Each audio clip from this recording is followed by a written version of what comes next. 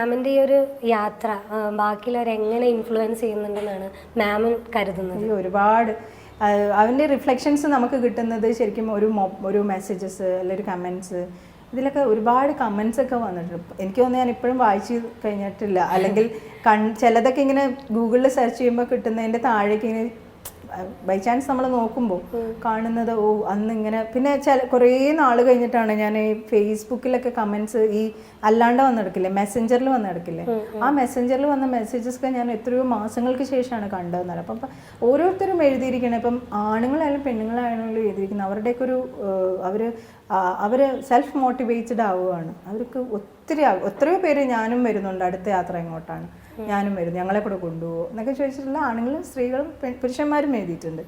ഇപ്പം നമുക്കറിയാം ഒരു സ്ത്രീയാണ്, നമ്മളൊരു ട്രാവൽ ചെയ്യുമ്പോൾ നമുക്കൊരു കോൺഫിഡൻസ് എന്തായാലും വേണം, ഒരു സെൽഫ് കോൺഫിഡൻസ് വേണം. അപ്പം മാമിൻ്റെ ഈ ഒരു ട്രാവലിൽ ഒരു സെൽഫ് കോൺഫിഡൻസിൻ്റെ ഇമ്പോർട്ടൻസ് എത്രത്തോളം ഉണ്ടായിരുന്നു? സെൽഫ് കോൺഫിഡൻസിൻ്റെ ഇമ്പോർട്ടൻസ് ഈ ട്രാവല് മാത്രമല്ല, നമ്മുടെ ജീവിതത്തിലും ഓരോ കാര്യത്തിലും, നമ്മുടെ ജീവിതത്തിൽ വരുന്ന ഓരോ പ്രശ്നങ്ങൾ വരുമ്പോൾ ഉണ്ടാവുന്ന കോൺഫിഡൻസിനെ ബേസ് ചെയ്തിരിക്കും നമ്മൾ മുന്നോട്ട് പോകുന്നത്. അപ്പോൾ എടുക്കുന്ന തീരുമാനങ്ങൾ അത് തെറ്റാവാൻ ശരിയാകാം, പക്ഷെ അതിൽ ഒരുപാട് പ്രശ്നങ്ങൾ നമ്മളെ പുറത്തുനിന്നുള്ള ഒരു ബുള്ളിങ് ഉണ്ടാവും. അപ്പോൾ അതിനെ നമ്മൾ എങ്ങനെ നമ്മൾ അതിനെ ടാക്കിൾ ചെയ്യണമെന്നുള്ളതൊരു വലിയൊരു കാര്യമാണ്. അപ്പോൾ ഞാൻ ചോദിക്കട്ടെ, ഇപ്പം നമുക്കറിയാം ഇപ്പോൾ സ്ത്രീകളാണെങ്കിലും ശരി ഒരുപാട് ഇഷ്യൂസ് ഫേസ് ചെയ്യുന്ന ഒരുപാട് സ്ത്രീകളൊക്കെ ഉണ്ട്. അപ്പോൾ മാമിന് അവരോട് എന്താണ് പറയാനുള്ളത്? ഒരുപാട് കാര്യങ്ങൾ പറയാനുണ്ട്. നമ്മുടെ ലൈഫ് ഇറ്റ് സെൽഫ് അതൊരു സന്ദേശമാണ്. പിന്നെ ഒരുപാട് സ്ത്രീകൾ നമുക്ക് ഒരു ധൈര്യം കിട്ടുക എന്ന് പറയുന്നത് തന്നെയാണ് ഏറ്റവും. ഒന്നിനെയും പേടിക്കുക എന്ന് പറയുന്നത്, പേടിച്ചുകൊണ്ടിരുന്ന അവിടെ ഇരിക്കുകയുള്ളൂ. അതിപ്പോൾ എന്തിനാണെങ്കിലും, ഇപ്പോൾ വീട്ടിലൊരാൾ, നമ്മൾ ആരുടെ അടിമകളോ ഒന്നുമല്ല. ഒന്നിനെയും ഭയപ്പെടരുത്. നമുക്ക് ചെയ്യാൻ പറ്റുന്ന ഒരുപാട് കാര്യങ്ങളുണ്ട് എന്നുള്ളത് വിശ്വസിക്കുക, സ്വയം വിശ്വസിപ്പിക്കുക എന്നുള്ളതാണ് ഏറ്റവും ചെയ്യുക. നമുക്ക് ചെയ്യാൻ പറ്റും. നമ്മളെല്ലാവരും യുണീക്ക്, ഓരോരുത്തരും യുണീക്ക് പേഴ്സണാലിറ്റീസാണ്. എല്ലാവർക്കും അവനവൻ്റേതായ ക്വാളിറ്റീസ് ഉണ്ട്. സോ അത് ഐഡൻറ്റിഫൈ ചെയ്യുക ഫസ്റ്റ് ഓഫ് ഓൾ. അത് ഐഡൻറ്റിഫൈ ചെയ്ത് കഴിഞ്ഞാൽ പകുതി കഴിഞ്ഞു, പ്രശ്നം കഴിഞ്ഞു. അവനവന് ചെയ്യാൻ സാധിക്കും. ഇപ്പം എനിക്ക് നന്നായിട്ട് പാടാൻ പറ്റത്തില്ല ഇല്ലേ, ചിലപ്പോൾ എനിക്ക് ബൈക്ക് ഓടിച്ച് പോകാൻ സാധിക്കും. ചിലർക്ക് നന്നായി കുക്ക് ചെയ്യാൻ പറ്റും. അവനവനുള്ള ക്വാളിറ്റി എന്താണെന്ന് ഐഡൻറ്റിഫൈ ചെയ്തെടുത്താൽ മാത്രം മതി. അതിലേക്കുള്ള സക്സസ്സിലേക്കുള്ള വഴി താനേ തുറക്കും. ഇപ്പോൾ മാം ട്രാവലിൻ്റെ കാര്യം പറഞ്ഞപ്പോൾ ഞാൻ ഓർത്തത്, നമുക്കറിയാം ഇപ്പോൾ ഒരു ട്രാവലിന് പോകുമ്പോൾ നമ്മൾ ഒരുപാട് പ്ലാൻ ചെയ്തിട്ടായിരിക്കും പോകുക. തീർച്ചയായും നമുക്ക് എക്സ്പെക്ടേഷൻസ് ഉണ്ടാവും, പക്ഷേ നമ്മൾ ഒരു റിയാലിറ്റിയിലേക്ക് വരുമ്പോൾ അതൊന്നും ആയിരിക്കില്ല, ഒരുപാട് ഡിഫറൻസ് ആയിരിക്കും. എക്സ്പെക്ടേഷൻസ് എന്ന് പറഞ്ഞാൽ എന്താണ് ശരിക്കും? അല്ല, നമ്മളിപ്പോൾ അങ്ങനെ പോകുമ്പോൾ അങ്ങനെ ആയിരിക്കും, ഇങ്ങനെയൊക്കെ നമുക്ക് നമ്മുടെ ഒരു ചിന്താഗതി ഉണ്ടാവുമല്ലോ. ചിലപ്പോൾ അത് റിയാലിറ്റിയിലേക്ക് എത്തുമ്പോൾ അങ്ങനെ ആയിരിക്കണം എന്നില്ല. അങ്ങനെ എന്തെങ്കിലും മാമിന് തോന്നിയിട്ടുണ്ടോ? ഒരുപാടുണ്ട്. ഇപ്പം എനിക്ക് പെട്ടെന്ന് ഓർമ്മ വരുന്നില്ല. ഈ എക്സ്പെക്ടേഷൻസ് എന്ന് പറയുന്നത് പലപ്പോഴും നമ്മൾ റീൽസ് ധാരാളം കാണാറില്ല. ഞാനും ഒക്കെ കാണാറുണ്ട്, മുളക് കാണാറ്. അപ്പോൾ ഈ റീൽസിലെല്ലാം കാണുമ്പം ഭയങ്കര ഈസി ആയിട്ടാണ് ബൈക്ക് ഓടിക്കുമ്പോഴും അല്ലെങ്കിൽ യാത്ര പോകുമ്പോഴും ഒക്കെ ഈസി ആയിട്ടുള്ള എല്ലാ കുറേ വിഷ്വൽസ് എടുത്ത് വെച്ച് നല്ല നല്ല സൂതിങ് ആയിട്ടുള്ള ഒരു മ്യൂസിക് ഇട്ട് നമ്മളെ വല്ലാണ്ട് പ്രകോപിപ്പിക്കുക. അത് കണ്ട അപ്പം തന്നെ വണ്ടി എടുത്ത് പോയിരിക്കും ആർക്കാണെങ്കിലും. എന്നാൽ നമ്മൾ യാത്ര പോകണം, നമ്മുടെ സന്തോഷമാണ്, നമുക്ക് ഇങ്ങനെ പല ടൈപ്പ് ഓഫ് റീൽസ് കാണാൻ. അപ്പം ശരിക്കും പറഞ്ഞാൽ അതെല്ലാം ഒരു സൈഡ് മാത്രമേ ഉള്ളൂ. ഇതിൻ്റെ ഒത്തിരി ബുദ്ധിമുട്ടുകളുണ്ട്. എനിക്ക് തോന്നുന്നു ഒറീസ കഴിഞ്ഞിട്ട് കുറച്ച് വെസ്റ്റ് ബംഗാളിലേക്ക് പോകുന്ന ഒരു സ്ഥലത്താണ് ഞാൻ നോക്കുമ്പോൾ നല്ല പാതയും നല്ല റോഡും ഒക്കെയാണ്. പിന്നെ നോക്കുമ്പം ഇത്തരത്തിലുള്ള മെറ്റലുകൾ മാത്രമുള്ള റോഡാണ്, എന്നുവെച്ചാൽ പൊടി ഗംഭീരം. അപ്പം ഇതൊന്നും നമ്മുടെ റീൽസിലൊന്നും എവിടെയും കാണാറില്ല. ഇത്തരം ബുദ്ധിമുട്ടുള്ള പല റോഡുകളിലൂടെയും പോകുന്നുണ്ട്. വാഹനങ്ങൾ, ഈ വലിയ വാഹനങ്ങളാണ് പോകുന്നത്. ഈ രാജസ്ഥാൻ വണ്ടികളൊക്കെ ഉണ്ടല്ലോ, ഇവരെ സൈഡിൽ കൂടെ നമ്മൾ പോകുമ്പോൾ എത്രത്തോളം നമ്മൾ അപകടത്തിലൂടെയാണ് പോകുന്നത്. അങ്ങനെയുള്ള യാതൊരു ഫാക്ടേഴ്സും നമ്മൾ റിയാലിറ്റിയിൽ നമ്മൾ ചിന്തിക്കുന്നില്ല. നമ്മളെപ്പോഴും ഈ വളരെ ബ്യൂട്ടിഫുൾ ആയിട്ടുള്ള കാഴ്ചകൾ കണ്ടുള്ള ആ ഒരു വിഷ്വൽസിലാണ് നമ്മളും കിടക്കുന്നത്. മനസ്സിലായില്ല? അപ്പം അത്തരം ഏറ്റവും വേഴ്സ്റ്റ് ആയിട്ടുള്ള പ്രശ്നങ്ങൾ നമ്മൾ മനസ്സിലാലോചിക്കുക. ഇന്ന ബുദ്ധിമുട്ടുകളൊക്കെ ഉറപ്പായിട്ട് ഉണ്ടാവും. എന്നിട്ട് ട്രാവൽ ഡെഫിനറ്റ് ആയിട്ട് അങ്ങനെ തന്നെ വിചാരിച്ച് പോകണം. അല്ലെങ്കിൽ എന്താ പ്രശ്നം, നമ്മൾ ഒന്നും അഡ്ജസ്റ്റബിൾ ആവത്തില്ല. മറ്റത് ഏറ്റവും വേഴ്സ്റ്റ് നമ്മൾ എക്സ്പെക്ട് ചെയ്ത് കഴിഞ്ഞാൽ വെരി വെരി ഈസിയാണ് നമ്മുടെ യാത്രയാണെങ്കിലും എന്താണെങ്കിലും. തീർച്ചയായിട്ടും ഇപ്പോൾ മാം RJ ആണെന്നറിയാം. അപ്പോൾ ആ സമയത്ത് ആദ്യമൊക്കെ പോകുന്ന സമയത്ത് നമുക്കറിയാം ഓരോ പ്രോഗ്രാം ഒരുപാട് പ്ലാൻ ചെയ്യണം. പിന്നെ RJ എന്ന് പറയുമ്പോൾ ലൈവ് കമ്മ്യൂണിക്കേഷനാണ് ഓഡിയൻസ് ആയിട്ട്. അപ്പം നമ്മൾ എന്തെങ്കിലും ഒന്ന് പറഞ്ഞു പോയി അത് നമുക്ക് തിരിച്ചെടുക്കാൻ പറ്റില്ല. അങ്ങനെ എന്തെങ്കിലും റിഗ്രറ്റ് ചെയ്യേണ്ട അങ്ങനെ എന്തെങ്കിലും അങ്ങനെ റിഗ്രറ്റ് ചെയ്യാൻ ഉള്ളതൊന്നും പറയാറില്ല. കാരണം പ്രൊവോക്ക് ചെയ്യരുത്. ഏത് നാട്ടിൽ പോയാലും അവിടെയുള്ള നാട്ടിൽ അവർക്കായിരിക്കും ഗ്രൗണ്ട് സപ്പോർട്ട്. നമ്മളവിടെ പോയിട്ട് ഇപ്പോൾ രാഷ്ട്രീയപരമായിട്ടോ അല്ലെങ്കിൽ അങ്ങനെയുള്ള ഒരു കാര്യത്തിനും ഒന്നും പ്രൊവോക്ക് ചെയ്യുന്ന രീതിയിൽ സംസാരം പാടില്ല എന്ന് എനിക്ക് നേരത്തെ അറിയാം. നമ്മൾ അവരെ എങ്ങനെയാണോ നമ്മൾ ഈ പറഞ്ഞതുപോലെ തന്നെ നമ്മൾ കേരളത്തിനെ റെപ്രസെൻ്റ് ചെയ്ത് അവരുടെ മുന്നിൽ നിൽക്കുന്നത് അല്ലേ. ഇപ്പം ഞാൻ ഒരു രാജസ്ഥാനിൽ പോയി കഴിഞ്ഞാൽ ഫ്രം കേരള അല്ലെ മേ കേരള സെ ആയാ ഹൂം എന്നോ അല്ല എന്തെങ്കിലും പറഞ്ഞു കഴിഞ്ഞാൽ അവർ കേരളത്തെയാണ് കാണുന്നത് നമ്മൾ. അല്ലെങ്കിൽ ഇപ്പം ഞാൻ വിശാഖപട്ടണത്ത് പോയപ്പോൾ ഒരു ബൈക്കറെ കണ്ടിരുന്നു. ഒരു സാധാരണ വണ്ടി ഓടിക്കുന്ന ഒരു പയ്യനാണ്. പക്ഷേ want to be a rider അല്ലെങ്കിൽ കുറേ വ്ളോഗിങ് ഒക്കെ ചെയ്യാൻ ആഗ്രഹമുള്ള ഒരു പയ്യനാണ്. അപ്പോൾ എൻ്റെ അടുത്ത് വന്നിട്ട് അവിടെ വരണം എന്നുണ്ട്, മൂന്നാർ, ഇവർക്ക് കൂടുതൽ അറിയാവുന്ന മൂന്നാറൊക്കെയാണ്, മൂന്നാർ കാണണം എന്നുണ്ട് അങ്ങനെ പറഞ്ഞു കേട്ടിട്ടുണ്ട്. ഞാൻ പിന്നെ ധൈര്യമായിട്ട് മൂന്നാർ മാത്രമൊന്നുമല്ല, ഞാൻ ഈ ഓൾ ഇന്ത്യയിൽ മുഴുവൻ യാത്ര ചെയ്തു. പർവ്വതങ്ങൾ, വെള്ളച്ചാട്ടം എല്ലാം ഉള്ളൊരു വലിയൊരു എല്ലായിടത്തും പല പല ഇതാണ്. ഇതെല്ലാം നമുക്ക് നമ്മുടെ കേരളത്തിലുണ്ട്. ഈ 600 കിലോമീറ്ററിനകത്ത് ഇതെല്ലാ സംഭവങ്ങളും ഉണ്ട്. മനസ്സിലായി? ഒരു മലയാളി അത് മനസ്സിലാക്കിയാൽ മാത്രം മതി. ഏറ്റവും ബ്യൂട്ടിഫുൾ ആയിട്ടുള്ള നാട് നമ്മുടേതാണ്. എല്ലാം ഉണ്ട്. പക്ഷെ എല്ലാവരും പുറത്തേക്കാണ് പോകുന്നത്. ഇത് കാഴ്ച കാണാൻ നമ്മുടെ നാട് തന്നെ സത്യം പറഞ്ഞാൽ ഞാൻ കണ്ട് തീർന്നിട്ടില്ല വേറെ ആരും. അപ്പം ഈ ആളുകൾ ഞാൻ കേരളത്തെ റെപ്രസെൻ്റ് ചെയ്ത് പോകുമ്പോൾ നമ്മൾ ശരിക്കും അവരെ കേരളത്തിനെ കുറിച്ചുള്ള ഒരു ഇമേജിനെ ഒരു കോട്ടവും തട്ടാൻ പാടില്ല, ഇല്ല തീർച്ചയായിട്ടും. അപ്പം നമ്മളെ നാടിനെ കൂടെ റെപ്രസെൻ്റ് ചെയ്താണ് പോകുന്നത് കൊണ്ട് ആരെയും പ്രൊവോക്ക് ചെയ്യാനോ ഒന്നിനും നിന്നിട്ടില്ല. ഇപ്പം നമുക്കറിയാം റേഡിയോ എന്നൊക്കെ പറയുമ്പോൾ ഒരു വൺ വേ കമ്മ്യൂണിക്കേഷനാണ്. മാമിനെ ആരും കാണുന്നില്ല. അപ്പോൾ മാമിൻ്റെ ടോക്സ് ഒക്കെ കേട്ടിട്ട് മാമിനോട് വന്ന് സംസാരിക്കല്, മെസ്സേജ് അങ്ങനെയൊക്കെ ഉണ്ടായിട്ടുണ്ട്? ഒരുപാട് ലിസണേഴ്സ് ഉണ്ട്. ഇവരെ കാണാത്ത ഒരുപാട് മുഖങ്ങൾ എൻ്റെ മനസ്സിലുണ്ട്. ഒരുപാട് പേരുടെ കമ്മ്യൂണിക്കേഷൻ ബൈ റൈറ്റിംഗ്, ലിൻഡിലാണെങ്കിലും ഇപ്പോൾ ഫേസ്ബുക്കും സോഷ്യൽ മീഡിയയിലുണ്ട്. അവർക്ക് ഈസി ആക്സസ് ആണ് നമ്മളെ കണ്ടുപിടിച്ച് മെസ്സേജൊക്കെ അയക്കാൻ. അങ്ങനെ ഇപ്പോൾ 10-15 വർഷമായിട്ട് ഞാൻ ആകാശവാണി റെയിൻബോയിൽ തന്നെ ഉള്ളതുകൊണ്ട് ഒരുപാട് സ്ഥലത്തെ ലിസണേഴ്സിനെയൊക്കെ പരിചയമുണ്ട്. അവരുടെ മെസ്സേജസ് ഒക്കെ വരാറുണ്ട്. അതൊരു ഭയങ്കര ഇൻസ്പയറിംഗ് ആണ്. അത് തന്നെയാണ് ഒരു വലിയൊരു മാസ് പ്രാർത്ഥന അവരുടെ ഭാഗത്തു നിന്നുണ്ടായിരുന്നു. കാരണം ഈച്ച് ആൻഡ് എവറി ഡേ അവർ കണ്ടുകൊണ്ടിരിക്കുക നമ്മളിതെന്താ ചെയ്യുന്നത്. അവരൊരു പ്രാർത്ഥനയുണ്ട്, അത് പറയാതിരിക്കാൻ പറ്റത്തില്ല. അവരൊരു ഇഷ്ടവും. തിരിച്ചു വന്നപ്പോഴും ചങ്ങമ്പുഴ പാർക്കിൽ വെച്ച് ഞാൻ കാണാത്തൊരു ക്രൗഡിനെ ഞാൻ കണ്ടു ഇതുവരെ. അതായത് ആകാശവാണിയുടെ ഒരു സ്വരക്കൂട്ട് എന്ന് പറഞ്ഞ ഒരു പ്രോഗ്രാമുണ്ട്. എല്ലാ മാസവും ഇടപ്പള്ളി ചങ്ങമ്പുഴ പാർക്ക് വെച്ച് നടത്തുന്നത്. കൾച്ചറൽ പ്രോഗ്രാംസാണ് നടത്തുന്നത്. പിന്നെ ടോക്കൊക്കെ ഉണ്ടാവും. അപ്പോൾ നമ്മൾ സാധാരണ ഒരു സെറ്റ് ഓഫ് ഓഡിയൻസ് ഉണ്ടെന്ന് നമുക്ക് എല്ലാവർക്കും അറിയാം. അവിടെ ഒരു സീനിയേഴ്സാണ് അവരുണ്ടാവുക. പക്ഷെ അതിനേക്കാളൊക്കെ കവിഞ്ഞ് നമ്മളിങ്ങനെ ഒരു അച്ചീവ്മെൻറ്റ് അല്ലെങ്കിൽ ഒരു കാര്യം ചെയ്തതുകൊണ്ട് കാണാൻ വന്നവരും ഒക്കെ ഉണ്ടായിരുന്നു. ഒത്തിരി പേരുണ്ടായിരുന്നു അന്ന്. ഒരു വലിയ നമുക്ക് കിട്ടുന്നൊരു സന്തോഷമാണ് ഈ പറഞ്ഞ നമ്മൾ ചെയ്ത അല്ലെങ്കിൽ ഒരു നമ്മൾക്ക് കിട്ടിയ അല്ലെങ്കിൽ നമ്മൾ കാണിച്ചൊരു കറേജിയസ് ആയിട്ടുള്ളൊരു കാര്യം ചെയ്തതിന് കിട്ടിയൊരു റിവാർഡ്, അത് തന്നെയാണ് ബെസ്റ്റ്. ഇപ്പോൾ ഫസ്റ്റ് ലൈവ് ചെയ്യണ സമയത്ത് എങ്ങനെ ടെൻഷൻ ഉണ്ടായിരുന്നു? ഫസ്റ്റ് ലൈവ് ചെയ്തപ്പോൾ നല്ല ടെൻഷൻ ഉണ്ടായിരുന്നു. എനിക്ക് ഓർമ്മയിൽ 2008-9 ഞാൻ ചെയ്തത്. അപ്പോൾ അത് കഴിഞ്ഞിട്ട് പ്രോഗ്രാം എക്സിക്യൂട്ടീവ് വന്നിട്ട് ആ കഥകിൻ്റെ അവിടെ വന്നിട്ട് പറഞ്ഞു അടിപൊളിയായിരുന്നു എന്ന് പറഞ്ഞിട്ടൊന്ന് ഹഗ് ചെയ്ത്, അത് മറക്കാൻ പറ്റില്ല. അത് നമ്മുടെ ഫസ്റ്റ് പ്രോഗ്രാം തന്നെയായിരുന്നു. അപ്പോൾ നമുക്കറിയാം ട്രാവൽ ചെയ്യുന്ന സമയത്ത് മാമിന് ഇപ്പോൾ ഒരുപാട് നല്ല നല്ല മെമ്മറബിൾ ആയിട്ടുള്ള എക്സ്പീരിയൻസ് ഉണ്ടാവും. അതുപോലെ സർപ്രൈസിംഗ് ആയിട്ട് ഒരുപാട് പേരെ വിസിറ്റ് ചെയ്തിട്ടുണ്ടാവും.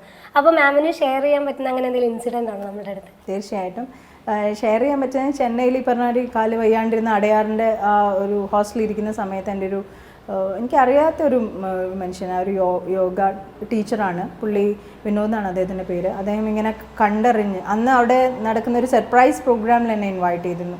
ലതാ മങ്കേഷ്കർ ഒരു ഓർമ്മ പ്രോഗ്രാമാണ്. അവിടുത്തെ മലയാളി അസോസിയേഷൻ നടത്തിയ ഒരു പ്രോഗ്രാമിൽ എന്നെ ഇൻവൈറ്റ് ചെയ്യും. മെഡിമിക്സിൻ്റെ അനൂപ് സാറ് എന്നെ ആദരിക്കുകയൊക്കെ ചെയ്തിരുന്നു. അതൊക്കെ നമ്മൾ ഒരിക്കലും നമ്മളന്ന് കാണുന്നില്ല. അതുപോലെ തന്നെ ആകാശവാണിയിലെ ലതാ രാജു ഒരു സിംഗറാണ്. അവർ പാട്ട് കേൾക്കുകയും ഒക്കെ ചെയ്ത ആ ഒരു സമയത്ത് ഈ യോഗ ടീച്ചർ അവിടെ ഉണ്ടായിരുന്നു. അദ്ദേഹം അവിടെ നിന്ന് ഫോളോ ചെയ്ത് വരികയും അവിടുത്തെ ഒരു മിനിസ്റ്ററിൻ്റെ അടുത്തേക്ക് എന്നെ കൊണ്ടുപോവുകയൊക്കെ ചെയ്തത് അതൊരു ഭയങ്കര മെമ്മറബിൾ ആയിട്ടുള്ളൊരു ഓർമ്മയാണ്. അതുപോലെ ഓരോ സ്റ്റേറ്റിലും എനിക്ക് ഓർമ്മകൾ ധാരാളം ഉണ്ട്.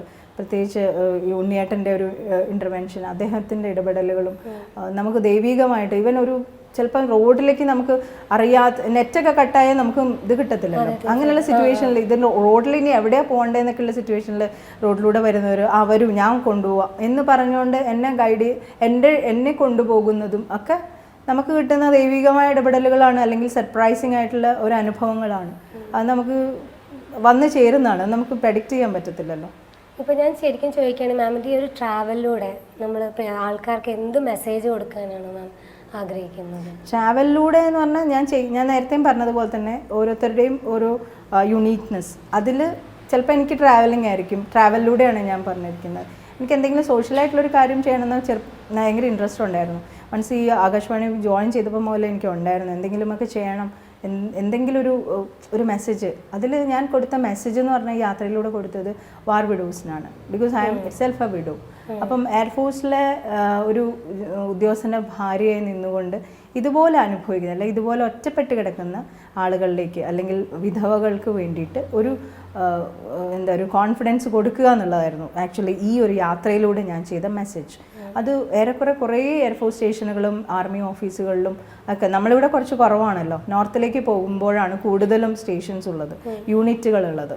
അപ്പോൾ അത്തരം യൂണിറ്റുകളിൽ പോവുകയും അവിടെയുള്ള ഓഫീസേഴ്സിനോട് സംസാരിക്കാനും ഒക്കെ സാധിച്ചു. പക്ഷേ ഇവരുമായിട്ട് ഇത്തരം ആളുകളെ നേരിട്ട് മീറ്റ് ചെയ്യാനും ഒക്കെ ഉള്ളൊരു ഇതെനിക്ക് കൂടുതലും പഞ്ചാബിലാണ്. എനിക്ക് പഞ്ചാബ് വരെ എത്തേണ്ടി വന്നു. കാരണം ഇങ്ങനെ സംസാരിച്ചും നമ്മളിത് നേരത്തെ പ്ലാൻഡ് ആയിരുന്നില്ല, വളരെ ഷോർട്ട് പ്ലാൻഡ് ആയിട്ട് പോയതാണ്.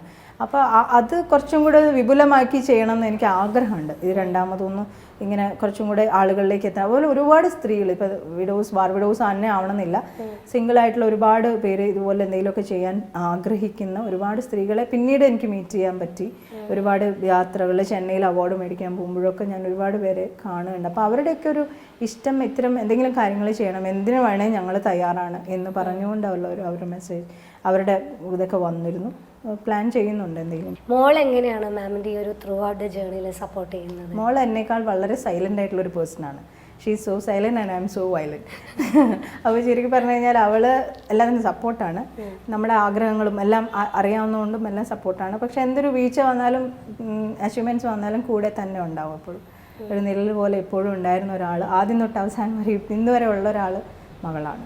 അച്ഛനും അമ്മയൊക്കെ എല്ലാവരും സപ്പോർട്ടാണ്. പിന്നെ ഈ പറഞ്ഞ ഒരു പേടിയും ഭയമൊക്കെ തീർച്ചയായിട്ടും അവരിലുണ്ടാവും. അവരൊരു എന്താ പറയുക കാലഘട്ടം അതാണ്. ഇപ്പോൾ പെട്ടെന്ന് പറഞ്ഞറിയില്ല. പക്ഷെ ടൈം ബീയിങ് പറഞ്ഞ് മനസ്സിലാക്കി പ്രൂവ് ചെയ്ത് ഇതുപോലെ പ്രൂവ് ചെയ്തേ പറ്റുള്ളൂ. എന്നാലും ഭയം ഉണ്ടാവുമല്ലോ. അപ്പോൾ ആ ഭയത്തിൻ്റെതായ പ്രശ്നങ്ങളുള്ളതുകൊണ്ട് കുറേ ഒന്നും കമ്മ്യൂണിക്കേറ്റ് ചെയ്യില്ല, എല്ലാം കഴിഞ്ഞിട്ടൊക്കെ ആയിരിക്കും പറയുക. അപ്പോൾ മകള് ശരിക്കും പറഞ്ഞു കഴിഞ്ഞാൽ ഇപ്പം അയാളുടെ ഗ്രാജുവേഷൻ കഴിഞ്ഞിട്ട് ഇൻഫോസിൽ 2 years ഡിസൈനറായിട്ട് വർക്ക് ചെയ്തു. UX ഡിസൈനറായിട്ടാണ് അത്, ക്രിയേറ്റീവ് ഫീൽഡാണ്. അതിനുശേഷം അയാൾ ഒരു വർഷം ലീവ് എടുത്തിട്ട് UK PG ചെയ്യാൻ പോയി. PG കഴിഞ്ഞു. പിന്നെ 2 years അവിടെ തന്നെയാണ്. ഒരു ചെറിയ ഇടവേളയ്ക്ക് ഇപ്പോൾ നാട്ടിലുണ്ട്. അതിൻ്റെ ഒരു സന്തോഷം കൂടെ ഉണ്ട്. മാമിൻ്റെ അടുത്ത് ചോദിക്കുമ്പോൾ നമ്മളൊരു സ്ത്രീയാണ്, നമ്മൾ ഒറ്റയ്ക്ക് ട്രാവൽ ചെയ്യാണ്. അപ്പോൾ നമുക്കായിട്ട് ഒരുപാട് ഇഷ്യൂസ് അല്ലെങ്കിൽ നമുക്കായിട്ട് കുറേ പ്രോബ്ലംസ് ഉണ്ട്. ഇപ്പോൾ എടുത്ത് പറയാൻ മെൻസ്ട്രേഷൻ ടൈമൊക്കെ. അപ്പോൾ ആ സമയത്തൊക്കെ എങ്ങനെ മാം ഹാൻഡിൽ ചെയ്യുക? ഭയങ്കര ബുദ്ധിമുട്ടാണ്. ഇപ്പോൾ നമ്മൾ വളരെ സിമ്പിളായിട്ട് പറഞ്ഞാൽ, നമ്മളിപ്പോൾ ഒരു പരസ്യം കണ്ടു കഴിഞ്ഞാൽ, ഇപ്പോൾ ഒരു സാനിറ്ററി നാപ്കിൻ്റെ പരസ്യം കണ്ടു കഴിഞ്ഞാൽ ഈ സമയത്ത് ഏറ്റവും ഇഷ്യൂ നാപ്കിനാണോ എന്ന് തോന്നിപ്പോകും. നാപ്കിൻ അല്ല അവിടെ ഇഷ്യൂ, നമുക്കുണ്ടാവുന്ന ബുദ്ധിമുട്ടാണ്. ഒരു നാപ്കിന് ഏറ്റവും നല്ല നാപ്കിൻ മേടിച്ചുകൊണ്ട് അവിടെ മെൻസ്ട്രൽ അതിൻ്റെ പ്രശ്നം തീരുന്നില്ല. എനിക്ക് ബാക്ക് പെയിൻ ഉണ്ടാവും, എനിക്ക് ബോഡി പെയിൻ ഉണ്ടാവും, എനിക്ക് കാലുവേദന എടുക്കും, എനിക്ക് തലവേദന എടുക്കും, ചിലപ്പോൾ എനിക്ക് ഛർദ്ദിക്കാൻ മുട്ടും, അങ്ങനത്തെ പ്രശ്നങ്ങളൊക്കെ ഉണ്ടാവും. ഇതൊന്നും അവിടെ ഇല്ല ആക്ച്വലി. അപ്പം ശരിക്കും പറഞ്ഞാൽ ഈ ഒരു പ്രശ്നത്തിന് ഒരു സൊല്യൂഷൻ എന്നുള്ള രീതിയിൽ ഞാൻ മെൻസ്ട്രൽ കപ്പ് യൂസ് ചെയ്തിരുന്നു. നമുക്ക് എവിടെയും അതിനെപ്പറ്റി പിന്നെ ആലോചനയില്ല. അങ്ങനെ ഒരു പീരീഡ് ആ കൂടെ ഉണ്ടാകുന്ന ഈ ബോഡി പെയിനും അങ്ങനെയുള്ളൂ. പ്രത്യേകിച്ച് വണ്ടി ഓടിക്കുമ്പം നല്ല ബുദ്ധിമുട്ടാണ്. ഈ ലോങ് 8 to 9 hours നമുക്ക് വണ്ടി ഓടിക്കുമ്പം നടുവിനുണ്ടാകുന്ന ബാക്ക് പെയിനൊക്കെ അങ്ങനത്തെ ഒരു. പക്ഷേ സത്യം പറഞ്ഞാൽ ബാക്ക് പെയിൻ എനിക്ക് ഉണ്ടായിട്ടില്ല. ഇന്നും പലരും വിശ്വസിക്കുന്നില്ല ബാക്ക് പെയിൻ ഉണ്ടാവുകയെന്ന് വെച്ചാൽ ഈ വണ്ടി ഓടിച്ച് ബാക്ക് പെയിൻ ഉണ്ടായിട്ടില്ല. വന്നതിന് ശേഷം അവിടെ ഇവിടെയൊക്കെ വീഴുക അങ്ങനെയൊക്കെ വന്നിട്ടുള്ള പ്രശ്നങ്ങൾ മാത്രമാണ് ഉണ്ടായിട്ടുള്ളൂ. പിന്നെ ചെറിയ സ്കൂട്ടർ, അതുപോലെ ആക്റ്റീവ്, അങ്ങനത്തെ ചെറിയ സ്കൂട്ടർ ഓടിച്ചിട്ടുള്ള പെയിനൊക്കെ ഉള്ളൂ. ബൈക്ക് ഓടിക്കുമ്പം പിന്നെ മാനസികമായിട്ടുള്ളൊരു സന്തോഷമാണ്. എന്തോ രാവിലെ എഴുന്നേറ്റ് ഇങ്ങനെ എല്ലാം ഇതിൻ്റെ ഒരുക്കങ്ങൾ നല്ല പണിയാണ്. രാവിലെ എഴുന്നേറ്റിട്ടുള്ള ഇത് ഒരുങ്ങുക എന്ന് തന്നെ 1 hour എടുക്കും. ഇത് ബൈക്കിലേക്ക് കയറാനുള്ള ഇതിൻ്റെ ഗിയേഴ്സ് എല്ലാം, കോട്ട്, ഇതിൻ്റെ പാൻസ്, പിന്നെ ഷൂവ്, എൻ്റെ സേഫ്റ്റി ഷൂവ്, ഗ്ലൗസ് ഇടുന്നതിന് മുന്നേ നമ്മൾ മൊബൈലിലെല്ലാം സെറ്റ് ചെയ്യണം. കാരണം മൊബൈലിൽ ഇങ്ങനെ തോണ്ടി കളിക്കാൻ പറ്റത്തില്ല. അപ്പോൾ അങ്ങനെയുള്ള കുറേ നമ്മൾ റുട്ടീനാവും പിന്നെ നമ്മളിത്. പിന്നെ ബാഗ്, വാട്ടർ ബാഗിൽ ഡിക്കാത്തലണിൽ ഹൈഡ്രേഷൻ പൗഡറൊക്കെ നിറച്ചിട്ട് കലക്കി 2 liter വെള്ളം എടുത്ത് ബാഗാക്കി ആ പൈപ്പെല്ലാം സെറ്റ് ചെയ്ത് റെഡിയാക്കുക. അതൊക്കെ ശരിയാണ്. ഇതൊക്കെ കണ്ടിട്ട് രാജസ്ഥാനിലുള്ള ആൾക്കാർ ചോദിച്ചു, നിങ്ങൾ മറ്റേ എന്താണിത്, ഓക്സിജൻ ആണോ എന്ന് ചോദിച്ചത്. കാരണം ഒരു പൈപ്പ് എപ്പോഴും ഇങ്ങനെ കിടക്കും അങ്ങനെയൊക്കെ. അപ്പം അതിന് കുറേ സമയം എടുത്തിരുന്നു.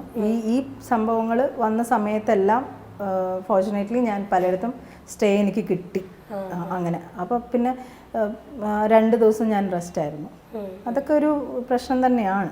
പിന്നെ ഈ മെൻസ്ട്രൽ കപ്പ് യൂസ് ചെയ്തുകൊണ്ട് കുറേ കൂടെ എനിക്ക് നല്ലതാണ്. അത് ഞാൻ റെക്കമെൻഡും ചെയ്യുന്നുണ്ട് എല്ലാവരോടും. കാരണം പരിസ്ഥിതി മലിനീകരണം നമുക്ക് ഒഴിവാക്കാം. അതുപോലെ തന്നെ കുറച്ചും കൂടെ നമുക്ക് ഹെൽത്തി അതാണ്. ഇപ്പോൾ മാം ട്രാവൽ ചെയ്യുന്ന സമയത്ത് ഇപ്പോൾ ഇങ്ങനെ പേടിപ്പെടുത്തുന്ന അങ്ങനെ വല്ല എക്സ്പീരിയൻസ് ഒക്കെ ഉണ്ടായിട്ടുണ്ടോ? തീർച്ചയായിട്ടും ഉണ്ടായിട്ടുണ്ട്. അങ്ങനെ ഉള്ള എക്സ്പീരിയൻസ് ഉണ്ടായിട്ടുണ്ട്. കാരണം ഹരിയാന ഭാഗത്തൂടെ വരുന്ന സമയത്ത് ഇതുപോലെ ടയർ ഭയങ്കര വിജനമായിട്ടുള്ള സ്ഥലമാണ്. ഒരു ഏരിയ വിട്ട് കഴിഞ്ഞാൽ 2 സൈഡും ഇതാണ് ഇതാണ് പാഡി ഫീൽഡ്സാണ്. അപ്പം നമുക്കൊന്നും ആളുകളെ ഒന്നും കാണാൻ പറ്റില്ല. അതൊരു മോർണിംഗ് അവേഴ്സിലാണ് യാത്ര ചെയ്യുന്നത്. അപ്പോൾ എന്ന് വെച്ചാൽ ഈ ചില വളരെ റെയറായിട്ടുള്ള കൂടുതൽ സൈനികർ രാവിലെ ഇങ്ങനെ ഓടാനൊക്കെ നടക്കുന്നില്ലേ, ജോഗിങ് അങ്ങനെയൊക്കെ പോകുന്നവർ മാത്രമേ ഉണ്ടാവുള്ളൂ. അപ്പോൾ അതും റെയറായിട്ടുള്ള കാഴ്ച. അപ്പം ഞാൻ എൻ്റെ ടയറിൽ എയർ കുറഞ്ഞിട്ട് കുറേ ദൂരം നോക്കി ഒരു ഇതിലേക്ക് പോയി, പെട്രോൾ സ്റ്റേഷനിൽ കയറി. അപ്പോൾ കഴിഞ്ഞപ്പോഴത്തേക്കും അവിടെ എല്ലാവരും ഇങ്ങനെ കൊട്ടുവായൊക്കെ ഇട്ട് വരുന്നേ ഉള്ളൂ. കാരണം അധികം വണ്ടികൾ പോകുന്നില്ല. അപ്പം ഞാൻ വിചാരിച്ചു ഇനിയിപ്പോൾ എന്താ ചെയ്യുക. അപ്പോൾ അവരെന്ത് ചെയ്തെന്ന് വെച്ചാൽ അവിടെ ഒരു ഇതുണ്ട്, കുഴപ്പമില്ല, നമ്മൾ കാറ്റടിച്ച് തരാം, നോർമൽ കാറ്റടിക്കുന്നതല്ല എന്ന് പറഞ്ഞുകൊണ്ട് നോക്കട്ടെ എന്ന് പറഞ്ഞിട്ട് 2 ടയറിന് കാറ്റടിച്ചു വിട്ടു. അപ്പം ഞാൻ ആകെ പേടിച്ചു.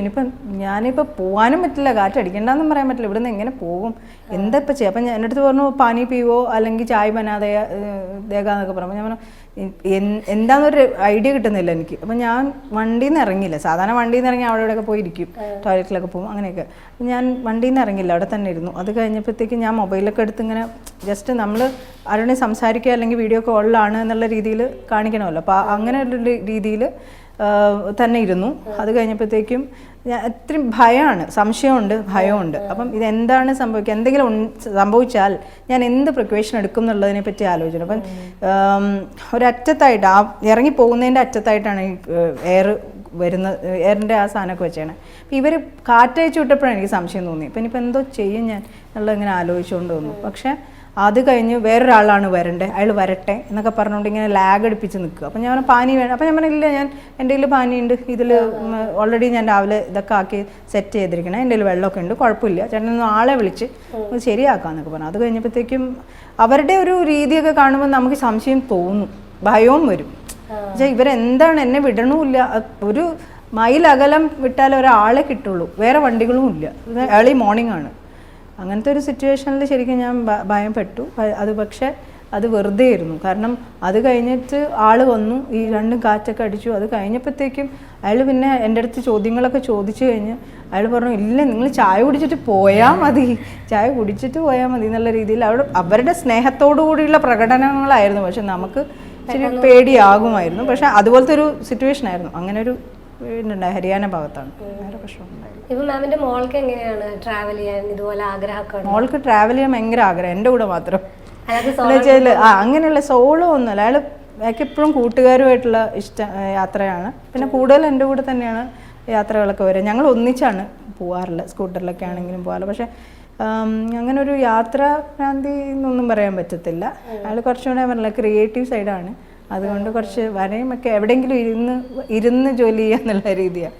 ട്രാവലിംഗ് ഇല്ല, മൂവിങ് ആയിട്ടുള്ളൊരു സംഭവമില്ല. പക്ഷെ ബൈക്കൊന്നും ഓടിക്കത്തില്ല, അങ്ങനെ ഒരു ഇഷ്ടമൊന്നും എനിക്ക് തോന്നിയിട്ടില്ല. അല്ല, അങ്ങനത്തെ ഒന്നും ഇഷ്ടമൊന്നുമില്ല. കുറച്ചും വേറെ ഒരു ഇഷ്ടങ്ങളൊക്കെയാണ്. ഇപ്പം എൻ്റെ ഇഷ്ടമാവണമെന്നില്ലല്ലോ, പക്ഷെ നമ്മുടെ ഇഷ്ടങ്ങളെ മാനിക്കുന്നുണ്ട്, അത്രേ ഉള്ളൂ. ഇനിയിപ്പോൾ പുതിയ പ്ലാൻസ് എന്തൊക്കെയാണ്? പ്ലാനുകൾ ഒരുപാടുണ്ട്. എനിക്ക് ഓൾ ഇന്ത്യ തന്നെ ട്രെയിൻ ട്രിപ്പ് പോകണമെന്ന് ആഗ്രഹമുണ്ട്. പിന്നെ നേപ്പാൾ ആഗ്രഹമുണ്ട്, ലഡാക്ക് ഉണ്ട്. പക്ഷേ ഈ ലഡാക്കെല്ലാം ഇങ്ങനെ പോകുന്നതും കാലാവസ്ഥയും നമ്മുടെ ഒരു ശാരീരികമായിട്ടുള്ള അതും കൂടെ ഇപ്പോൾ കുറച്ച് നോക്കണം. കാരണം ഒരു യങ് ടെൻഡർ ഏജ് അല്ല, അതൊക്കെ ഉള്ളൂ. അത് പ്ലാനുകൾ ഇഷ്ടംമാതിരിയുണ്ട്. പിന്നെ നമ്മൾ സൊസൈറ്റിയിലേക്ക് മെസ്സേജ് കൊടുക്കുന്നത് എന്തും ചെയ്യണമെന്ന് ആഗ്രഹമുണ്ട്. ഇപ്പം നമ്മുടെ മോട്ടോർ വെഹിക്കിൾ ഡിപ്പാർട്ട്മെൻറ്റ് എന്നോട് പറഞ്ഞിട്ടുണ്ടായിരുന്നു, അവൾ കേരള ഒരു ട്രാവൽ ചെയ്യണം, ഡ്രഗ്സിന് ഇത് കൊടുത്തുകൊണ്ടുള്ള അല്ലെങ്കിൽ അതിന് ഒരു ബോധവൽക്കരണം ചെയ്തുകൊണ്ടുള്ളൊരു യാത്ര ചെയ്തുകൂടെയെന്ന് ഞാൻ പോകുന്നതിന് മുന്നേ എനിക്കിത് അവിടെ നിന്ന് ഒരു കുറവ് വന്നതാണ്. അപ്പം ഞാൻ പറഞ്ഞു, സാറേ ഇപ്പോൾ ഓൾ ഇന്ത്യ പ്ലാൻ ചെയ്തു പോയി, ഇപ്പം അത് കഴിഞ്ഞിട്ട് നമുക്ക് പ്ലാൻ ചെയ്യാമെന്ന് പറഞ്ഞു. അവിടെ നിന്നൊക്കെ എല്ലാവരുടെയും സപ്പോർട്ടുകളുണ്ട് എനിക്ക്. അപ്പം നമുക്കത് പ്ലാനിൽ കൊണ്ടുവരാം, ഞാനൊന്ന് മുന്നിട്ടിറങ്ങിയാൽ മാത്രം മതി. ഇപ്പോൾ ഈ ഡിഫൻസ് വിഡോസിന് വേണ്ടിയിട്ട് ഇനി എന്തെങ്കിലും പുതിയതായിട്ട് അവയർനെസ് കൊണ്ടുവരണം എന്നുണ്ടോ മാം? അത് മാത്രമല്ല, ആ ഒരു കാറ്റഗറി മാത്രമല്ല, പല വിഭാഗത്തിലുള്ള ആളുകളുണ്ട്, പല കാറ്റഗറി, പല എനിക്ക് കൂടുതലും ഈ സ്കൂൾ കുട്ടികളുടെ ഈ പറഞ്ഞ ലഹരി എടുക്കുന്നത് അതിൻ്റെ ഒരു ബോധവൽക്കരണം എങ്ങനെ നമുക്കത് അവരിലേക്ക് എത്തിക്കാം എന്നുള്ളതുണ്ട്. അതായത് അതിനെ സേ നോ ടു ഡ്രഗ്സ് എന്ന് പറയുന്നത്, അതിനെക്കുറിച്ച് ഞാൻ പലപ്പോഴും പല ആളുകളുമായിട്ട് ചിന്തിച്ചിട്ടുണ്ട്. എന്ത് ചെയ്യാൻ സാധിക്കും, ലൈക്ക് ഞങ്ങൾ RJസിൻ്റെ ഭാഗത്തുനിന്ന് നമ്മളൊരു പബ്ലിക് ഫിഗർ ആയി നിന്നുകൊണ്ട്, അല്ലെങ്കിൽ നമുക്ക് കുറച്ചും കൂടെ കൂടുതൽ അവരിലേക്ക് എത്താൻ എങ്ങനെ എളുപ്പത്തിൽ എത്താൻ സാധിക്കുന്നോ അത് ചെയ്യണമെന്ന് ആഗ്രഹമുണ്ട്. അത് നമുക്ക് അത് നിരന്തരം ചെയ്തുകൊണ്ടിരിക്കുന്ന ഒരു പ്രക്രിയ കൂടിയാണ്, അത് വൺ ടൈം അല്ല. ഇപ്പോൾ സ്കൂളുകളിലാണെങ്കിലും ഒക്കെ നമുക്ക് പോയി അങ്ങനെ ഞങ്ങൾ RJs പ്ലാൻ ചെയ്തിട്ടുണ്ടായിരുന്നു, അങ്ങനെ ചെയ്യാം. അതിപ്പം യാത്രയിലൂടെ ആണെങ്കിലും ഏത് ആക്ടിവിറ്റിയിലൂടെ ആണെങ്കിലും നമുക്കത് റിസൾട്ട് ഉണ്ടായാൽ മതി, എൻഡ് റിസൾട്ട് ഉണ്ടാവണം, അത്രയേ ഉള്ളൂ. ഇപ്പോൾ മാം സോളോ ട്രിപ്പാണല്ലോ പോയിട്ടുള്ളത്, ഇനിയിപ്പോൾ ഒരു ട്രിപ്പും കൂടി പോവുകയാണ്, ഒരാളെ കൂടി കൊണ്ടുവന്നിട്ടുണ്ടെങ്കിൽ ആരെ കൊണ്ടുപോകും? എനിക്ക് അങ്ങനെ പറ്റിയ ഒരാളെയും ഇതുവരെ വന്നിട്ടില്ല. ഒരു 25 ഇയേഴ്സ് കഴിഞ്ഞിട്ടും എനിക്ക് അങ്ങനെ ഒരു ആൾ വന്നിട്ടില്ല. അങ്ങനെ യാത്രയിൽ പറ്റുകയാണെങ്കിൽ ഞാൻ പറയാം, ഫ്ലെക്സിബിൾ ആയിരിക്കണം കുറച്ച്, എല്ലാ കാര്യത്തിലും ഫ്ലെക്സിബിൾ ആയിട്ടുള്ള ഒരാളാണെങ്കിൽ യാത്ര പോകാൻ സാധിക്കും. ഇല്ലെങ്കിൽ നമ്മളെ യാത്രയും ആ പുള്ളിയുടെ യാത്രയും, അല്ലെങ്കിൽ ആരാണോ നമ്മുടെ കൂടെ വരുന്നത് അവരുടെയും കൂടെ നമ്മൾ സ്പോയിൽ ചെയ്യണമെന്നാണ് എനിക്ക് തോന്നുന്നത്. അങ്ങനെ ഒരു യാത്ര പോകാൻ പറ്റുകയാണെങ്കിൽ തീർച്ചയായിട്ടും പോവാം. ഇപ്പൊ നമുക്കറിയാം ഒരുപാട് സ്ത്രീകൾ ഇതുപോലെ യാത്ര ചെയ്യാൻ ആഗ്രഹിക്കുന്ന ഒരുപാട് സ്ത്രീകളുണ്ടാവും. അപ്പൊ അവരോടൊക്കെ മാമിന് എന്താ പറയാനുള്ളത്? യാത്ര പോകണം, ഡെഫിനറ്റ് ആയിട്ട് യാത്ര പോകണം. ഇഷ്ടപ്പെട്ട സ്ഥലത്തേക്ക് തന്നെ പോകണം, അതും ഇഷ്ടപ്പെട്ട ഡെസ്റ്റിനേഷൻ പ്ലാൻ ചെയ്ത് അതിൽ പ്രിക്കോഷൻസ് എടുത്ത് പഠിച്ച് പോകണം എന്ന് തന്നെയാണ് ആഗ്രഹം. കാരണം വെറുതെ ഒരു എന്ന് പറഞ്ഞ് യാത്ര ചെയ്തിട്ട് വരരുത്. ഒരു സ്ഥലത്തേക്ക് പോകണം, ആ സ്ഥലത്തെക്കുറിച്ച് അറ്റ്ലീസ്റ്റ് ഒരു ചെറിയൊരു 5 പോയിന്റ്സ് എങ്കിലും എടുക്കണം. എന്താ പ്രത്യേകത, എന്തെങ്കിലും മിത്തോളജി അല്ലെങ്കിൽ ഹിസ്റ്റോറിക് ആയിട്ടുള്ള ഒരു ഇമ്പോർട്ടൻസ് ആ പ്ലേസിനുണ്ടോ എന്നുള്ളതെല്ലാം, പിന്നെ അവിടുത്തെ ആളുകൾ എങ്ങനെയാണ്, എന്തെങ്കിലും പ്രത്യേകതയുണ്ടോ, ഇതുവരെ എക്സ്പ്ലോർ ചെയ്യാത്ത എന്തെങ്കിലും ഉണ്ടോ, അങ്ങനെ പലതും. അതൊക്കെ നമുക്കൊന്ന് ജസ്റ്റ് ചെയ്തിട്ട് പോവുകയാണെങ്കിൽ നിങ്ങൾക്കിപ്പോൾ ഒരു ചെറുങ്ങനെ ഒന്ന് എഴുതാനോ ഒരു കുറിപ്പ് എഴുതാനെങ്കിലും കിട്ടും. അതൊക്കെ ചെയ്യാം തീർച്ചയായിട്ടും. അങ്ങനെ ചെറിയ ചെറിയ യാത്രകൾ തീർച്ചയായും ചെയ്യണം, സ്ത്രീകളായാലും പുരുഷന്മാരായാലും എല്ലാം. പക്ഷേ സേഫായി നിന്നുകൊണ്ട് ചെയ്യണം എന്നാണ് എൻ്റെ പറയാനുള്ളത്. ഇപ്പം മാം ഇത്രയും യാത്ര ചെയ്തു, അപ്പോൾ ഒന്ന് തിരിഞ്ഞു നോക്കുകയാണെങ്കിൽ മാം എന്ത് നേടിയതിലാണ് കൂടുതലും പ്രൗഡായിട്ട് തോന്നിയിട്ടുള്ളത്? ഒരു നല്ല ചോദ്യം കേട്ടോ. അത് എന്ത് നേടിയതിലാണെന്ന് ചോദിക്കുകയാണെങ്കിൽ ഏറ്റവും ഒരുപാട് കാര്യങ്ങൾ നമ്മൾ ബൈ ചാൻസ് വന്ന ജീവിതത്തിൽ, ഇപ്പം ഞാൻ അക്കൗണ്ട്സിലാണ് പഠിച്ചത്, എൻ്റെ പ്രൊഫഷൻ അക്കൗണ്ട്സ് ആയിരുന്നു. 18 വർഷം അക്കൗണ്ട്സ് ആണ് എൻ്റെ. അപ്പോൾ പഠിച്ചതിനേക്കാൾ വിഭിന്നമായി ഞാൻ ഡൈവേർട്ട് ചെയ്ത ഒരു മേഖലയാണ് RJ. അല്ലെങ്കിൽ ഇപ്പോൾ ജേർണലിസം കഴിഞ്ഞ കുട്ടികൾ, അല്ലെങ്കിൽ ഇതൊക്കെ കഴിഞ്ഞ് അതുമായി ആ ബ്രാഞ്ചുമായി പഠിച്ച കുട്ടികളാണ് അത് കൂടുതലും ചെയ്യുക, അല്ലെങ്കിൽ അങ്ങനെയുള്ള വ്യക്തിത്വങ്ങൾ. പക്ഷേ യാതൊരു ഇതുമില്ലാണ്ട് നമ്മുടെ ഒരു പാഷനേറ്റായി നിന്നുകൊണ്ട് മാത്രം എടുത്തൊരു പ്രൊഫഷനാണത്. ആ പ്രൊഫഷനിലും നമുക്ക് നല്ല സ്റ്റെപ്പ് തന്നെയാണ്. അല്ലെങ്കിൽ ഒരു 15 ഇയേഴ്സ് എന്ന് പറയുന്നത് എൻ്റെ ഒരു ജീവിതത്തിൻ്റെ നല്ലൊരു ഭാഗം തന്നെ ഞാൻ ആ ഒരു ഇതുമായി യോജിച്ച് പ്രവർത്തിച്ചു. അതെനിക്കൊരു വലിയൊരു ഗെയിനാണ്. ആ ഒരു ബ്രാഞ്ച്, ഒരു ക്രിയേറ്റീവ് ബ്രാഞ്ചിലേക്ക് പോയിരുന്നില്ല വെച്ചാൽ ഞാൻ ഡെഫിനറ്റ്ലി ഒരു ട്രയൽ ബാലൻസോ ബാലൻസ് ഷീറ്റിലോ ഒതുങ്ങാവുന്ന ഒരു പേഴ്സണാണ്. അത്രയേ ഉള്ളൂ. ഒരു 8 hours വർക്കിൽ നിന്ന് ഏതെങ്കിലും ഒരു അഡ്മിനിസ്ട്രേഷൻ ജോബുമായി ഒതുങ്ങിപ്പോയേനെ, ഈ പറഞ്ഞ ട്രാവൽ ചെയ്യാൻ ആഗ്രഹമുള്ള സ്ത്രീകളിൽ ഒരാളായി പോയേനെ ഡെഫിനറ്റായിട്ടും. എനിക്ക് ആഗ്രഹങ്ങൾ ഒരുപാട്. ഫോട്ടോഗ്രാഫി ഇഷ്ടമാണ്, ക്യാമറ ഫോട്ടോസ് എടുക്കാൻ ഇഷ്ടമാണ്, യാത്ര ചെയ്യാൻ ഇഷ്ടമാണ്, എഴുതാൻ ഇഷ്ടമാണ്, വായിക്കാൻ ഇഷ്ടമാണ്, മനസ്സിലായി, സംസാരിക്കാൻ ഇഷ്ടമാണ്. ഇതൊക്കെ എൻ്റെ മനസ്സിലുണ്ടായിരുന്ന കുറേ കാര്യങ്ങളാണ്. വൺസിനെ വയൽ അല്ലെങ്കിൽ ഒരു വളരെ ഇങ്ങനെ ഒരു ഡൈവേർട്ടായിട്ടുള്ള ഒരു ബ്രാഞ്ചിലേക്ക് ഞാൻ വന്നു പെട്ടത് കൊണ്ടും ഒക്കെ അത് നമ്മളെ ഒരു എന്താ പറയുക നിമിത്തം ആയേക്കാം മേ ബി. പക്ഷേ വൺസ് അതിലേക്ക് വന്നിരുന്നെങ്കിലും നമ്മൾ അതെല്ലാം എക്സ്പ്ലോർ ചെയ്തെടുത്തു എന്ന് വേണേൽ പറയാൻ സാധിക്കും. തിരിഞ്ഞു നോക്കുമ്പോൾ അതൊരു നല്ല ഡിസിഷനായിരുന്നു. അതിലേക്ക് പാർട്ട് ടൈം ചെയ്യണം. ഒരുപാട് സ്ട്രഗിൾ ചെയ്തു. കാരണം മോള് ചെറിയ കുട്ടിയായിരുന്നപ്പോഴാണ്, 5ാം ക്ലാസ്സിൽ പഠിക്കുമ്പോഴാണ് ഞാൻ ചെയ്യുന്നത്. അപ്പം 8 hours വർക്കും ആകാശവാണിയിലെ ലൈവായിട്ടുള്ള പ്രോഗ്രാംസും സ്ക്രിപ്റ്റിങ്ങും പഠനവും റിസർച്ചും എല്ലാം കൂടെ ആകുമ്പം വീട്ടിലെ ജോലിയും എല്ലാം നല്ല ബുദ്ധിമുട്ടായിരുന്നു. വീട്ടിൽ നിന്നൊക്കെ എന്നോട് എപ്പോഴും ചോദിച്ചിട്ട് ഇതെന്തിനാ നീ അവിടെയും പോയി പണിയെടുക്കുന്നതെന്നൊക്കെ ചോദിച്ചിട്ടുണ്ട്. പക്ഷേ വൺസ് അത്രയും സ്ട്രഗിൾ എടുത്തതിന് ഒരു വളരെ ഫ്രൂട്ട്ഫുൾ ആയിട്ടുള്ള റിസൾട്ട് ഉണ്ട്. സോ തിരിഞ്ഞു നോക്കുമ്പോൾ ഞാൻ എടുത്ത തീരുമാനങ്ങളിൽ അതൊരു നല്ല തീരുമാനം തന്നെയായിരുന്നു. ആൻഡ് ആ തീരുമാനങ്ങളിലെല്ലാം ഉൾക്കൊണ്ട് എൻ്റെ ഒരു എക്സ്പീരിയൻസിൽ നിന്നാണ് സോളോ പോകുന്നത്. ശരിക്കും സോളോ ട്രാവൽ അവിടെ നിന്നാണ് എന്താ പറയുക ജനിക്കുന്നതെന്നോ എന്ത് വേണേലും പറയാം, അവിടെ നിന്ന് ഉരുത്തിരിഞ്ഞാണ്. സോ ആ ഡിറൈവ് ചെയ്ത ആ തീരുമാനവും പോകണം എന്ന് ഞാൻ തീരുമാനിച്ചതും ആക്സിഡൻ്റ് ആയി കഴിഞ്ഞിട്ട് പിന്നെയും ഈ ഒറ്റക്കാലം വെച്ച് യാത്ര ചെയ്തതും എല്ലാം ആ ഒരു നല്ല തീരുമാനമാണ്, നല്ല ആളുകളിലേക്ക് നന്നായി എത്തി. കാരണം വെറുതെ ഒരു 47 days ഓഫ് ട്രാവലായിരുന്നു പ്ലാൻ ചെയ്ത്. ആ 47 ദിവസത്തിലെ ട്രാവൽ എന്ന് പറഞ്ഞാൽ വന്നാൽ ഓക്കെ, പക്ഷേ ഇത് 102 ദിവസം ഇത്രയും സ്ട്രഗിൾ ചെയ്തിട്ടുള്ളൊരു ട്രാവൽ ഒന്നുകൂടെ എല്ലാവരിലേക്ക് എത്തി. കാരണം ബുദ്ധിമുട്ടും തരണം ചെയ്ത് ഞാൻ പോയി എന്നുള്ളതിലേക്ക് എത്തി. അപ്പോൾ സോ ഓൾ ടുഗദർ നല്ലൊരു തീരുമാനമാണ്. അതൊരു ഒരുപാട് വീഴ്ചകളും എൻ്റെ ഭാഗത്തു നിന്നുള്ള മിസ്റ്റേക്സ് ഉണ്ടാകാം, പക്ഷേ എന്നിരുന്നാൽ കൂടിയും അത് ആളുകളിലേക്ക് എത്തി. അപ്പോൾ എന്തായാലും താങ്ക് യു സോ മച്ച് നമ്മുടെ ഇത്രയും നേരം മാമിൻ്റെ വിശേഷങ്ങളൊക്കെ പങ്കുവെച്ചതിന്. അപ്പോൾ മാം പറഞ്ഞ പോലെ മാമിന് ഇനിയും ഒരുപാട് സോളോ ട്രിപ്പുകളൊക്കെ പോകാൻ പറ്റട്ടെ എന്ന് ഞാൻ പ്രാർത്ഥിക്കുകയാണ്. നമ്മുടെ ദി വൺ ആൻഡ് ഓൺലി ഷീയുടെ പ്രേക്ഷകരോട് മാമിന് എന്താ പറയാനുള്ളത്? First of all thank you Pavithra. നല്ലൊരു ചോദ്യങ്ങൾ, കുറേ ചോദ്യങ്ങൾ ചോദിച്ച് എന്നെ ആ ഒരു സമയത്തിലേക്ക് കൊണ്ടുപോയി. കാരണം ഇതൊരു 1.5 വർഷം മുന്നേ നടന്നൊരു വലിയൊരു സംഭവ വികാസം എന്ന് വേണേൽ പറയാം എൻ്റെയൊക്കെ ലൈഫിൽ. കാരണം നമ്മളൊരിക്കലും എക്സ്പെക്റ്റ് ചെയ്യാതെ ചെയ്തൊരു കാര്യമാണ്. അതിങ്ങനെ വരുമെന്നും എനിക്ക് മനസ്സിലില്ല. അപ്പോൾ ഈ പറഞ്ഞ കളക്ടറേറ്റിൽ നിന്ന് കളക്ടർ ഫ്ലാഗ് ഓഫ് ചെയ്ത് പോകുമ്പോൾ ഇത്രയും വലിയൊരു ദൗത്യം എന്നിലുണ്ട്, വളരെ റെസ്പോൺസിബിൾ യാത്രയാണെന്നുള്ളത് പോകെ ഓരോ ദൂരം പിന്നിടുമ്പോഴാണ് എനിക്ക് മനസ്സിലാവുന്നത്. ഞാൻ പിന്നിട്ട ഓരോ വഴികളും ഓരോ വ്യക്തികളെയും കണ്ടതും എല്ലാം വളരെ റെസ്പോൺസിബിലിറ്റി എന്നിലുണ്ട്. ഇത് തീർക്കുക, ഈ ഒരു പ്രോജക്റ്റ്, ഒരു മിഷൻ തീർക്കുക, നന്നായി സക്സസ്ഫുള്ളായി തീർത്ത് വരണം എന്നുള്ളതായിരുന്നു. അപ്പം അതിന് ഒരുപാട് പേരുടെ പ്രാർത്ഥനയുണ്ട്, എൻ്റെ വീട്ടുകാരുടെ, എൻ്റെ മകളുടെ, എൻ്റെ ലിസണേഴ്സിൻ്റെ, എന്നെ അറിയാവുന്ന ഈച്ച് ആൻഡ് എവ്രി വൺ, ഈ ന്യൂസ് വായിക്കുന്ന ഓരോ വ്യക്തികളുടെയും പ്രാർത്ഥനയുണ്ട്. അത് തീർച്ചയായിട്ടും അതെല്ലാം ഫലപ്രദമായി. ഒപ്പം നമ്മൾ മുന്നിട്ട് കാണിച്ച ധൈര്യത്തിനും ഒരു സന്തോഷം തന്നെയാണ്. നമുക്കത് ചെയ്ത് തീർക്കാൻ സാധിച്ചു. അപ്പോൾ ഈ കണ്ടുകൊണ്ടിരിക്കുന്ന പലരുടെയും മനസ്സിലിപ്പോൾ ഈ യാത്ര പോയതിനെക്കുറിച്ചും ഒക്കെ ഉള്ള ഇതിൽ പലരുടെ മനസ്സിലുണ്ടാവും പോകണമെന്നും ഒക്കെ പല ബ്ലോക്കുകൾ ഉണ്ടാവും ഡെഫിനറ്റായിട്ടും. അതൊക്കെ നമ്മളെങ്ങനെ തരണം ചെയ്യാം, വൺസ് ഒന്ന് നമുക്കത് ആർക്കും ബുദ്ധിമുട്ടില്ലാത്ത രീതിയിൽ അത് ചെയ്ത് തീർക്കാൻ സാധിക്കുന്നുണ്ടെങ്കിൽ നിങ്ങൾക്ക് 1 step ahead ഒരു ധൈര്യം, ഒരു കറേജ്, ഒരു ധൈര്യം നിങ്ങൾക്ക് തന്നെ ഗെയിൻ ചെയ്യുവാണ്. അപ്പോൾ തീർച്ചയായിട്ടും നമുക്ക് അങ്ങനെയുള്ളൊരു ധൈര്യം വരണം. ഓരോ കാര്യങ്ങൾ ചെയ്യാനുള്ള ആ ഒരു കോൺഫിഡൻസ് നമ്മുടെ ഉള്ളിലുണ്ട്. അത് തീർച്ചയായിട്ടും ഒന്ന് ഐഡൻറ്റിഫൈ ചെയ്യുക, തീർത്ത് അത് കൈകാര്യം ചെയ്യാനുള്ളൊരു ധൈര്യം ഉണ്ടാവട്ടെ എല്ലാവർക്കും. ഷീ എന്ന് പറഞ്ഞ ഈ പ്രോഗ്രാം കണ്ടുകൊണ്ടിരിക്കുന്ന എല്ലാ പ്രേക്ഷകർക്കും thanks a lot for listening me. And thank you Pavithra. Thank you so much. Okay, അപ്പോൾ നമ്മുടെ ദി വൺ ആൻഡ് ഓൺലി ഷീയുടെ ഇന്നത്തെ എപ്പിസോഡ് ഇവിടെ വൈൻഡപ്പ് ചെയ്യാനുള്ള സമയമായിരിക്കുകയാണ്. അടുത്ത ദിവസം മറ്റൊരു സ്പെഷ്യൽ ഗസ്റ്റുമായിട്ട് കാണാം. Children take care and bye from Pavithra.